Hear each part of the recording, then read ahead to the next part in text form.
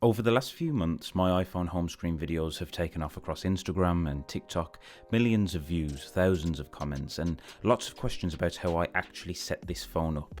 So I thought it was finally time to break everything down properly. This isn't just a clean aesthetic, it's not just a wallpaper and a couple of widgets. This is a setup that helps me work, create, and stay organised every single day, while still looking minimal and intentional. Today, I'm going to show you exactly what's on my iPhone in 2026, how I've structured my home screen, why I use certain apps, and how you can recreate this entire setup yourself. Let's get into it.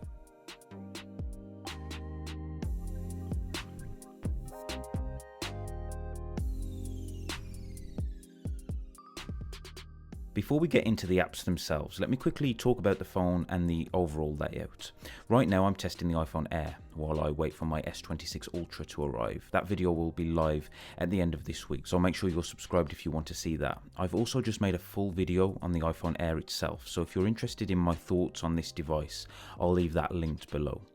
But for this home screen setup, I actually think this is the perfect phone to show it on. The black iPhone Air is just so clean. The design feels different, fresh and modern.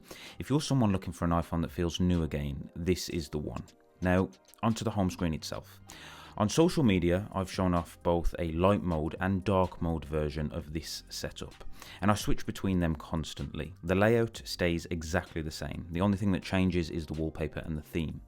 Let me show you both. The light wallpaper will be linked in the description below. The dark wallpaper is called Matte Black. I downloaded it from the Android Backdrops app. I can't directly link it, but I have replied to TikTok comments with the exact wallpaper if you want to find them there.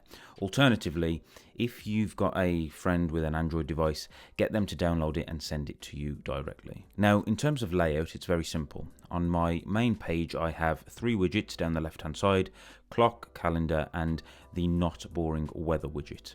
Down the right hand side are my most used apps, the ones I rely on daily. The second page has my favourite widget, the Apple Sports widget, and below that are my social media apps. It's simple, but that's intentional. I want it to look clean, balanced, and good on camera.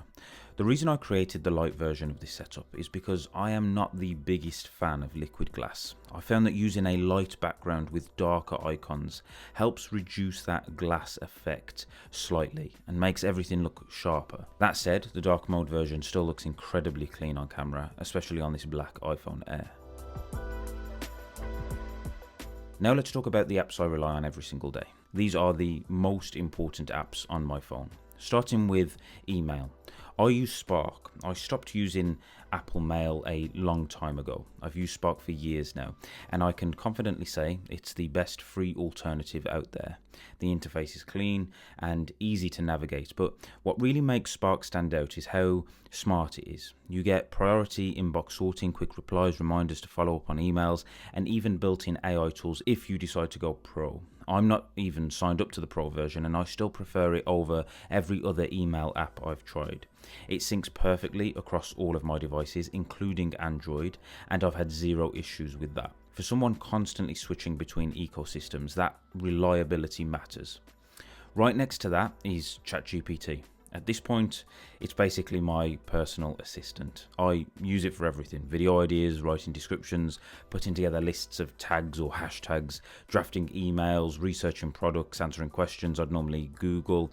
It's just faster and more tailored to what I need. I've even designed my iPhone's action button to launch ChatGPT directly because I rely on it that much. It saves me time every single day. Then there's probably my favourite app of all time, Notion. This app organises my entire life. My full-time teaching job, YouTube content planning, script writing, finances, personal goals. Everything lives inside Notion for me. The level of customization is incredible. I've built dashboards for everything, created templates that I've refined over the years, and the best part is it works seamlessly across all of the devices I use. I can plan a video on my iPad, refine it on my Mac, double check it on my phone.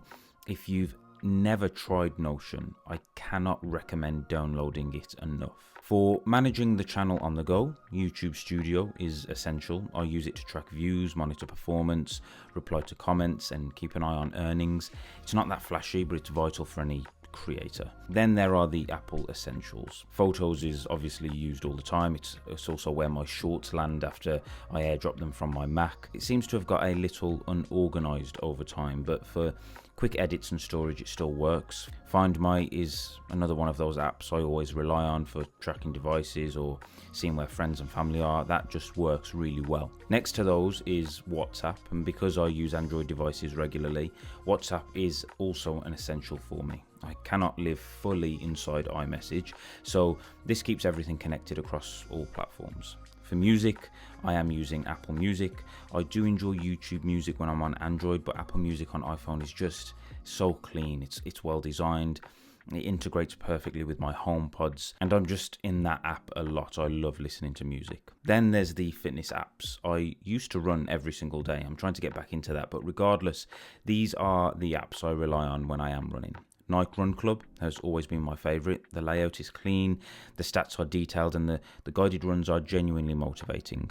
It ties in perfectly with the Apple Fitness app as well, which also houses Fitness Plus workouts. Honestly, the Apple Watch combined with these fitness apps is one of my favourite parts of owning an iPhone.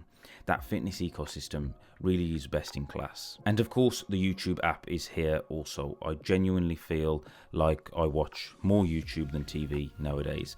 Whenever I get any sort of downtime, I'm watching other creators as much as I can. And that's pretty much everything I need daily. My most important apps all on one page. Now onto the second screen. This is basically my entertainment page.